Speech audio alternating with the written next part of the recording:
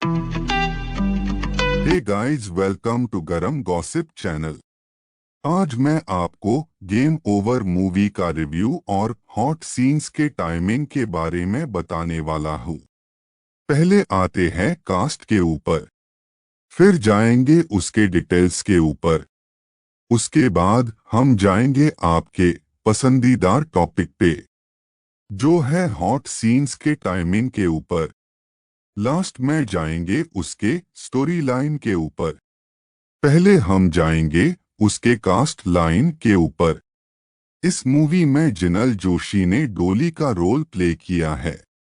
अब हम आएंगे उसके डिटेल्स के ऊपर। ये मूवी रिलीज हुई थी 25 जनवरी 2024 पे। ये आपको क्राइम ड्रामा कॉमेडी स्टाइल में मूवी है। अभी तो ये आपको हिंदी इस भाषा में आपको देखने के लिए मिलेगी। अगर आपको देखना है मूवी को तो आपको शिमारू OTT प्लेटफॉर्म पर देखने के लिए मिलेगी। इसकी IMDb रेटिंग है 6.4/10 में से। ये मूवी पूरी 1 घंटा 14 मिनट की है। अब आते हैं आपके पसंदीदार पड़ाव पर, वो है हॉट सीन्स के टाइमिंग के ऊपर। पहले आता है 19 मिनट 51 सेकंड पर जिनल जोशी का एक पैशनेट किसिंग सीन और पैशनेट पिटिंग सीन दिखाया गया है। आखिर में 28 मिनट 25 सेकंड पर निधि मेहवान का एक पैशनेट किसिंग सीन और पैशनेट पिटिंग सीन दिखाया गया है। अब जाते हैं आखिर पड़ाव पर, वो है वेब सीरीज की कहानी या स्टोरी लाइन इंग्लिश में। कहानी की शुरुआत में हमें दिखाया जाता है दो पुलिस आदमियों को। एक का नाम इंस्पेक्टर देशमुख होता है, दूसरे का नाम इंस्पेक्टर सावंत। दोनों भी दो क्रिमिनल्स के पीछे भाग रहे होते हैं। भागते भागते वो दोनों भी क्रिमिनल छुप जाते हैं, देशमुख को नहीं दिखते वो कहाँ चले गए। तो इस वजह से वो दोनों भी ज्यादा से ज्यादा दौड़ नहीं पाते, वो भी एक जगह पर जाके छुप जाते हैं। देशमुख उनका पीछा करते करते एक जगह पर आता है और आने के बाद हमें पता चल जाता है कि वो दोनों फिर से वापस आ रहे थे और वहीं पे एक को देशमुख मार देता है। जब वो 200वां करने वाला था उसका इनकाउंटर, तभी पीछे से आकर इंस्पेक्टर सावंत उस पर गोली चलाते हैं और उसका टारगेट 101 हो जाता है।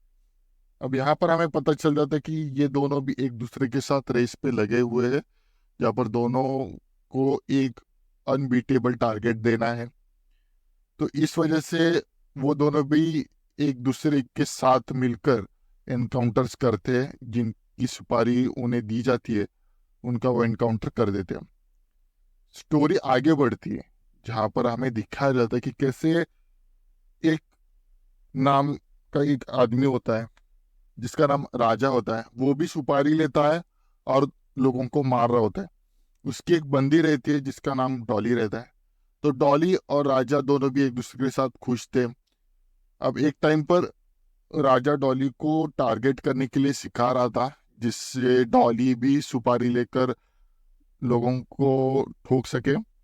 तो इस वजह से वो प्रैक्टिस कर रहा था, पर उसका जो निशाना था वो नहीं लग रहा था। हर बार कुछ अलग जगह पर जाकर वो निशाना लग रहा था।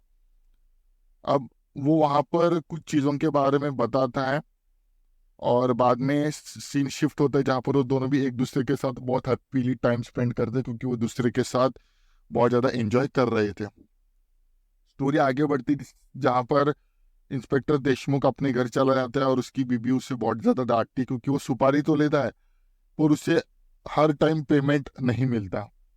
तो इस वजह से उसकी बीबी बहुत ज्यादा परेशान होती है, क्योंकि वो काम बहुत ज्यादा करता है पर घर पे सिलेंडर लाने के भी पैसे नहीं थे। तो जब उसको दूसरी बार एक सुपारी मिलती है जो राजा की ही थी, तब वो उस इसे क्लियर कर देते कि पहले पैसे, जब पेजर पे मैसेज आएगा कि डिपॉजिट हो चुका है पैसा, तब भी उसे वो मारेगा। यही प्लान एग्जीक्यूट करने के लिए अब वो राजा के पास चला जाता है, जहाँ पर राजा दूसरे दिन डॉली के साथ शादी करने वाला था। पर जब राजा को देखता है इंस्पेक्टर देशमुख, तब वो उसके पीछे पीछे दौड़ता है जहाँ पर डॉली उसके लिए वेट कर रही थी। और आगे बढ़ते बढ़ते एक गोडाउन में जाकर वो छुपता है, जहाँ पर वो हर बार वो आकर प्रैक्टिस करते हैं।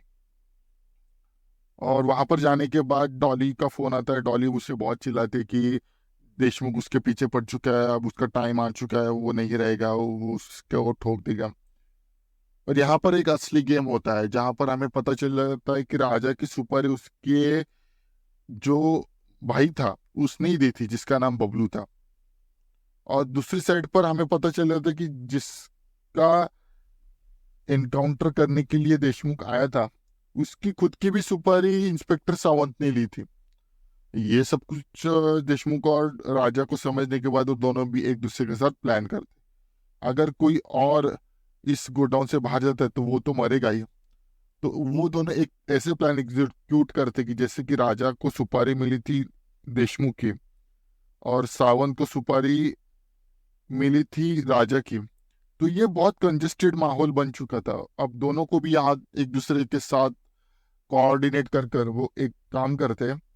वो पहले इंस्पेक्टर सावंत को अंदर लेके आते, जहाँ पर राजा कहता है कि मैंने इंस्पेक्टर देशमुख को मार दिया है।